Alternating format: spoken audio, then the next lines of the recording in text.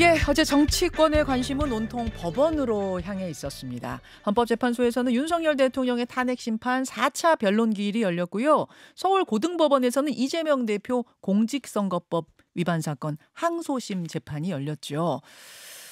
또 이재명 대표는 어제 신년 기자회견을 열기도 했는데요. 성장이라는 단어를 총 11번 썼습니다.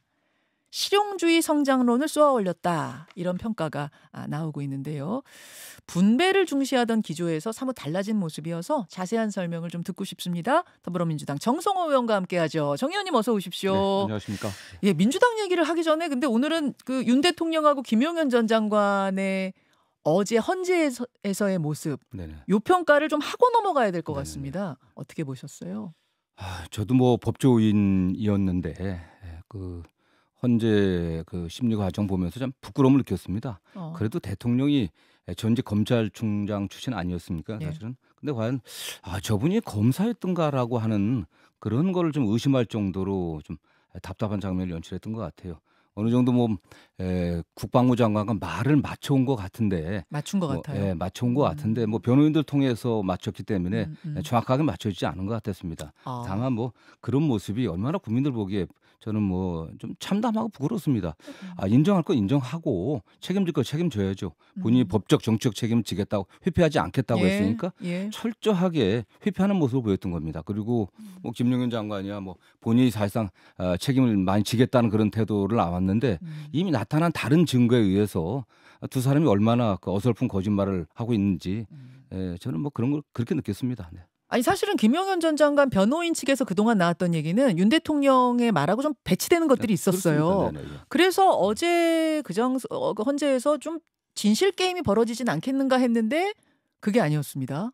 원팀이었습니다. 네네. 왜 김용현 전 장관은 이렇게 가는 쪽을 택했을까요? 그거 분명하죠. 그야 뭐 윤석열 대통령이 탄핵에서 살아나야만 그래야만 자기도 나중에 처벌을 받더라도 살아날 수 있지 않겠냐. 탄핵 기각돼갖고 대통령이 복귀하면 본인이 처벌받는다고 하더라도 또 사면되지 않겠냐 하는 이런 판단 때문인 거 아니겠습니까? 본인이 살기 위해서 그렇게 한 거지. 뭐 윤석열 대통령에 대한 충성심이 있어서 그런 건 아닌 것 같고요. 충성심 때문은 예, 아니라고 보세요? 그러나 다른 증거에 의해서 이미 두 분의 아무리 두 분이 말을 맞추려고 했다고 하더라도 예. 뭐 이미 진실은 드러나 있는 거 아니겠습니까? 네.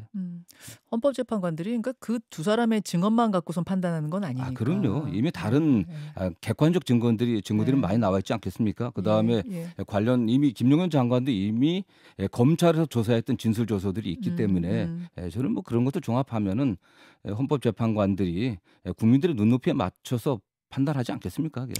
국회의원이시니까 요 질문 하나 더 네. 하고 넘어갈게요. 의원들을 문을 부수고 들어가서라도 의원들을 끌어내라라고 들었다는 게 이제 곽종근 사령관 얘기 아닙니까?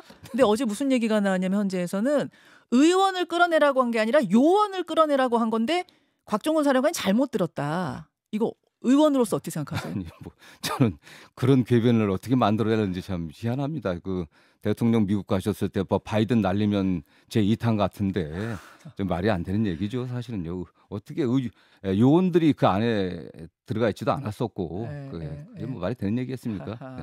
알겠습니다. 알겠습니다. 그나저나 어제 서울고등법원에서는 이재명 대표 항소심 공판이 열렸습니다. 이 자리에서 판사가 결심 공판일을 공개했어요. 공표했습니다. 2월 26일. 이렇게 되면은 한 달 뒤쯤에 2심 선고가 나온다는 이야기인 거죠. 3월 말. 이 정도 일정이면 충분하다고 보십니까? 어떻습니까? 저는 뭐 재판을 또 해봐야 된다고 생각합니다. 일단은 가능한 재판을 신속하게 끝나겠다고 하는 뭐 그런 의지를 표명한 것 같은데 1심에서 유죄를 받은 피고인 입장에서는 또 무죄를 입증하기 위해서 다양한 증거들을 제출하지 않겠습니까? 증인도 신청해야 될 것이고 다른 뭐 사실 조회든 또는 뭐 문서 송부 촉탁이든 여러 가지 입증을 주장할 텐데 물론 그거에 관련해서는 재판부가 판단을 하게 돼 있습니다. 판사들이 선택을 하게 돼 있지만 또 합리적인 요구를 하면 들어줘야 되거든요. 그렇기 때문에 저는 뭐 재판 진행을 좀 해봐야 될 것으로 좀 보고 있고요. 해봐야지 알 것으로 보고 있고 그다음 증인 신문 같은 경우도 지금 이재명 대표 측에서 여러 명의 증인이 신청했는데 어느 정도를 채택할지는 아직 결정을 하지 않은 거거든요. 지금 법원에서는 좀 최소로 해라 이렇게 요구했잖아요. 그렇습니다. 그러니까 그거와 관련해서는 판사들이 기록을 본격적인 재판을 시작하기 전까지는 보질 않습니다. 예. 뭐 판결문만 보니까. 그런데 여러 가지 기록 검토를 해보고 예. 이게 입증의 필요성이 있고 피고인의 방어권 보장을 위해서 필요하다고 하면 뭐 채택을 어느 정도까지 할지는 이제 그때 결정을 하는 거니까 좀 봐야 될 것 같아요. 네. 변호사 출신으로서 보시기에는 그러면은 3월 26일은 좀 바트다고 생각하세요? 조금은 더 걸릴 것이다 진행하다 보면 이렇게 내다보세요?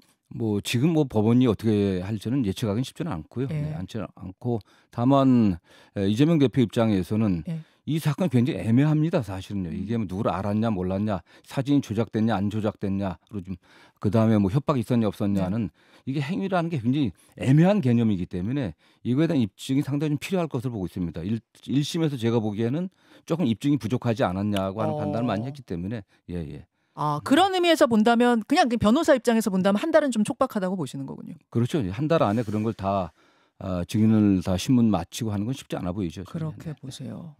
예. 근데 이 재판이 이제 선거법상 허위사실 공표에 관한 재판 아니겠습니까? 여기에 대해서 위헌법률 심판 제청을 신청할지 말지 검토 중이라고요. 전 모르겠습니다. 처음 듣는 얘기 때문에 뭐 언론 통해서 좀 보긴 했는데 어제 이재명 대표도 이 부분은 뭐 고민을 한다고 답을 하셨던 것 같기도 모르겠습니다. 한데 기자회견에서. 공직선거법 250조의 예. 허위사실 공표가 예. 굉장히 애매한 부분이 있거든요. 후보자 또는 후보자의 뭐 배우자 등 가족들의 행위에 관하여 그 행위라고 하는 그 개념이 매우 모호합니다. 불확실하고 약간 추상적이기 때문에 좀 논란이 됐었거든요. 과거에도 이 부분에 관련해 갖고 위헌법률 심판이 제기된 바가 예. 있는데 그땐 기각됐었습니다. 예. 그러나 이 건에 관련해서는 계속 그 이후에도 문제 제기는 좀 있었던 거거든요. 공직선거법 허위사실 유포가 허위사실을 유포해 갖고 당선된 사람이 그 부정한 방법으로 당선된 사람이 공직을 계속 유지하는 게 좀 잘못된 거 아니겠습니까? 그거에 대한 처벌이 의도가 입법 취지인데 예. 이게 낙선했거든요, 사실은요. 똑같이 어쨌든 그런 양형을 줘갖고 다시 출마하지 못하게 하는 게 적정하냐 이런 주장도 좀 있었고요. 있었고 그렇기 때문에 더군다나 한번 뭐 검토를 해볼 필요가 있는데 다만 뭐 지금 그걸 구체적으로 이재명 대표 측에서 검토하는지는 전 잘 모르겠습니다. 아, 검토하고 있는지 잘 모르겠다.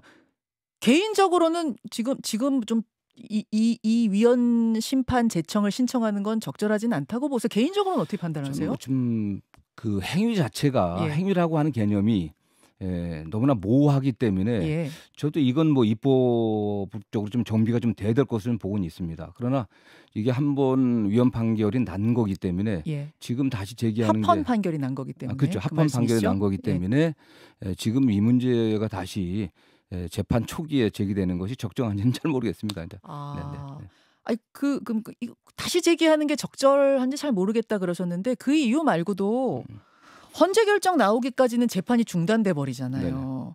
그러니까 재판 지연 전략 쓰는 거 아니야? 이런 뒷말이 또 나올 수밖에 없어서. 그런 오해를 받을 수가 있죠. 받을 수가 있는데 다만 피고인 입장에서는 또 무죄를 다투는 거 아니겠습니까? 또 다양한 여러 가지 주장을 할 수 있는 거고요. 특히 조금 전에 말씀드린 것처럼 그 행위 개념의 그 불확실성 또 추상성 때문에 다툼의 소지는 좀 있다고 좀 보고 있습니다. 그다음에 한번 위헌 판결이 났다고 하더라도 여러 가지 그 위헌에 대해서 다시 주장해서 다시 판단을 받아볼 수도 있거든요. 법적으로는. 그렇기 때문에 그 부분은 다만 지금 국민들이 관심 갖고 있는 사건 아니겠습니까? 그러면서 좀 더 신중하게 판단을 해야 될 것이다 이렇게 생각합니다. 알겠습니다. 대통령의 황당한 비상계엄 때문에 국민 분노가 뭐 극에 달했고요. 신속하게 탄핵 소추도 이루어졌고. 근데 이런 분위기 속에서도 민주당 지지율이 국민의힘에 역전당했다는 거. 요거는 비단 보수 과표진만으로 다 설명되는 것 같지는 않습니다. 이거 정 의원님은 어떻게 보세요? 뭐 국민의힘이 잘해서 국민의힘 지지율이 올라가고 민주당이 못해서 떨어졌다고 저는 보지는 않습니다. 다만 어쨌든 탄핵 국면뿐만 아니라 그 전부터 민주당이 국회의 압도적 다수당 아니겠습니까? 국회의 압도적 다수당으로서 국정을 안정시키고 민생 경제를 회복시키는데 적절한 역할을 했냐 저는 그런 반성을 좀 해야 된다고 보고 있습니다. 그리고 저는 뭐 여러 차례 그런 말씀을 드렸고 그가 관련해서 뭐 민주당 책임이 없다라고 하는 분들도 계시지만 저는 국회 다수당이기 때문에 정부와 보다 좀 적극적인 자세로 협력하면서 우리가 민생 회복에 또는 경제 회복에 도움이 될 만한 것들은 좀 주도적으로 우리가 이슈를 주도하고 정부와 협조해야 되지 않았나는 그런 점이 좀 있다고 보고 있습니다. 그런 것들이 반영된 게 아닌가 생각합니다. 어제 박지원 의원은 그 말씀하시더라고요. 이 탄핵 국면에 좀 더 시원하게 신속하게 빨리빨리 마무리해라. 뭐 이런 걸 요구하는데 민주당이 그러지 못했기 때문에 오히려 지지층이 회초리 든 거다. 아니 저는 뭐 구체적으로 그게 어떤 의미인지 모르겠습니다. 민주당이 예. 할 수 있는 게 뭐가 있겠습니까? 탄핵 심판은 헌법재판소에서 하는 것이고, 그다음 윤석열 대통령 등 내란 관계자들에 대한 수사는 수사기관에서 하는 거거든요. 근데 박 교수는 민주당이 왜 시원시원하게 못하고 있냐라고 얘기하지만 민주당이 할 수 있는 건 그런 게 아니지 않습니까, 사실은. 민주당이 할 수 있는 걸 해야죠.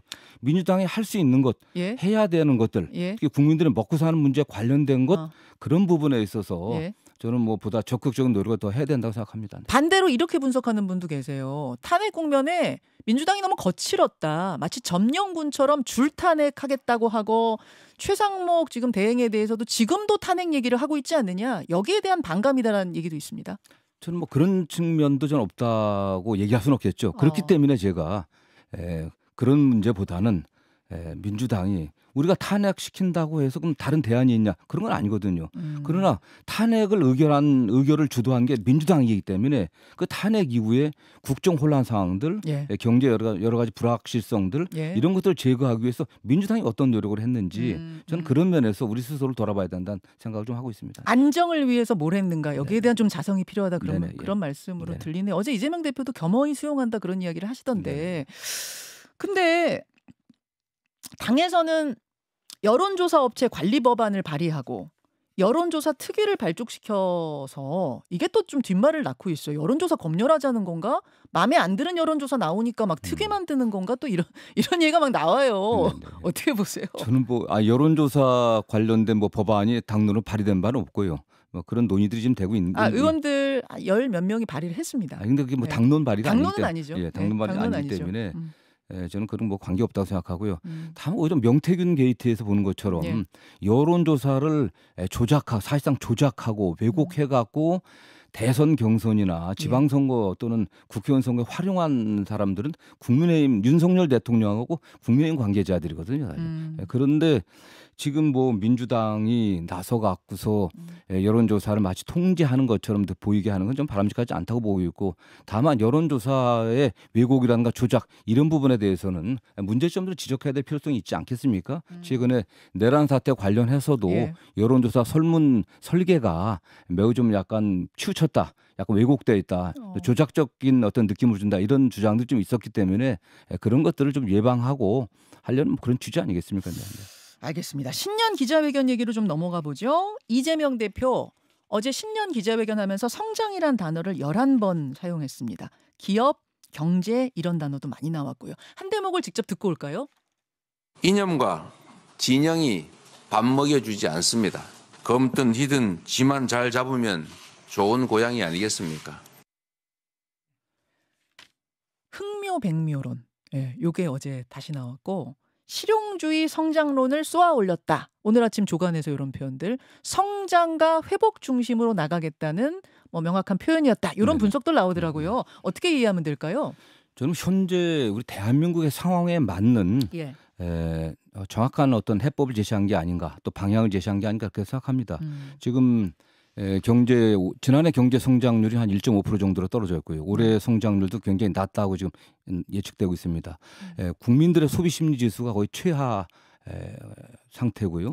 그렇기 때문에 국가의 성장 동력을 회복하고 내수를 촉진해갖고 경제 회복 또 민생 회복의 계기를 만들려고 하면 그런 방향으로 가야 되지 않겠습니까? 저는 여기서 성장이냐 분배냐는 그런 이분법적 사고는 좀 잘못됐다고 생각해요.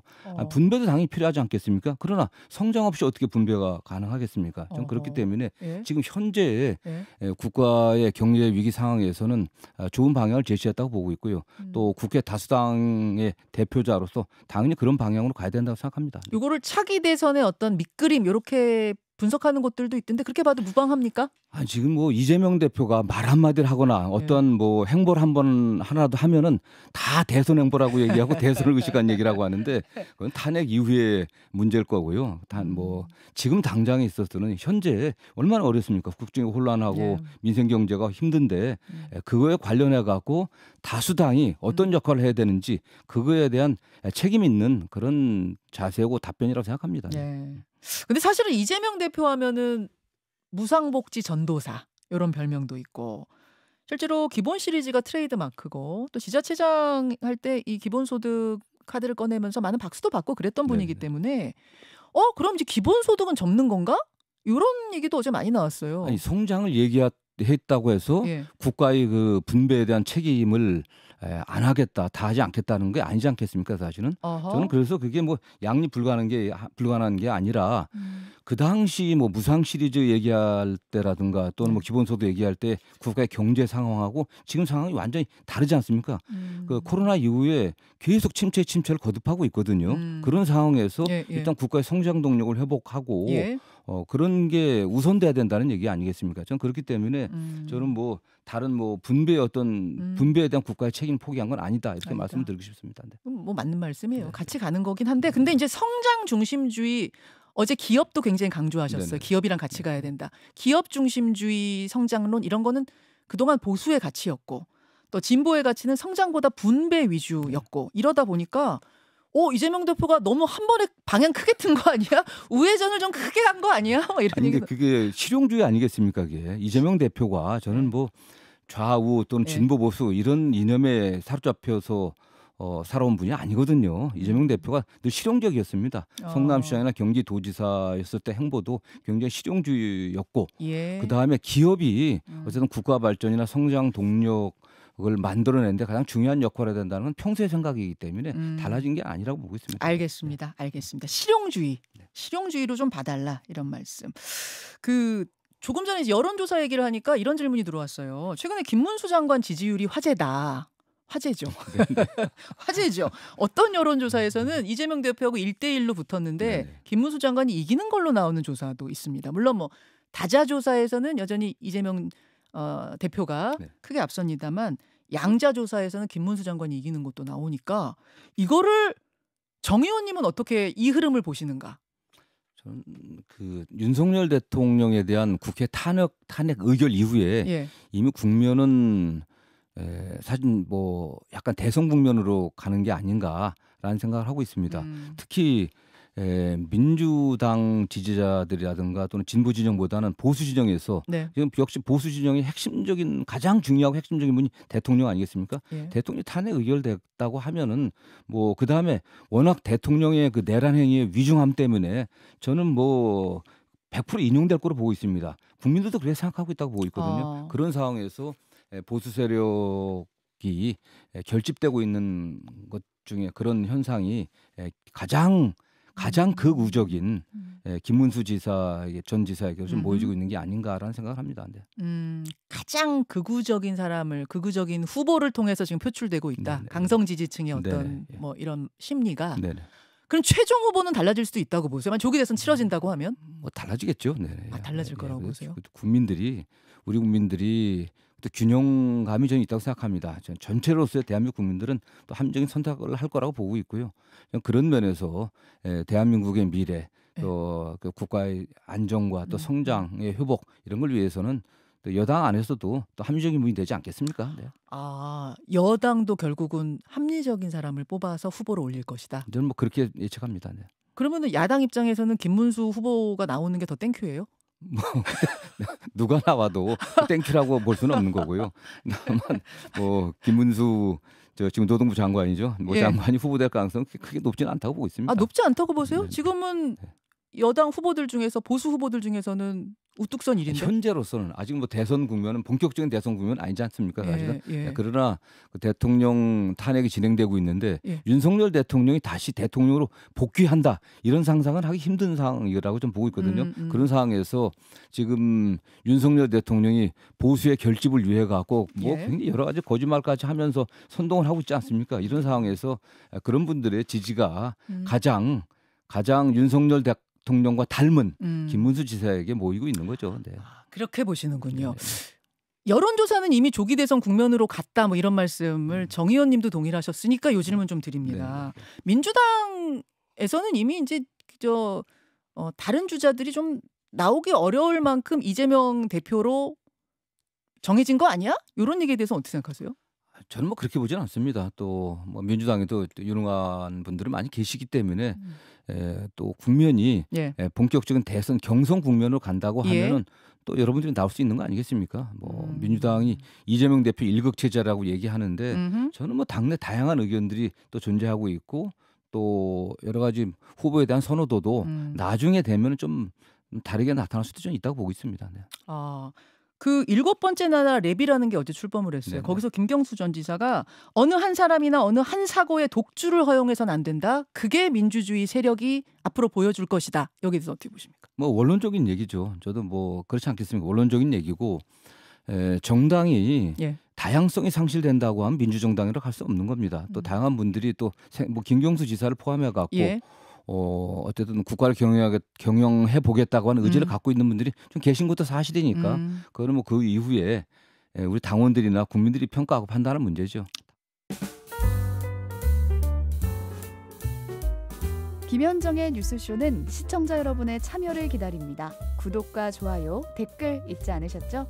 알림 설정을 해두시면 평일 아침 7시 10분 실시간 라이브도 참여하실 수 있습니다.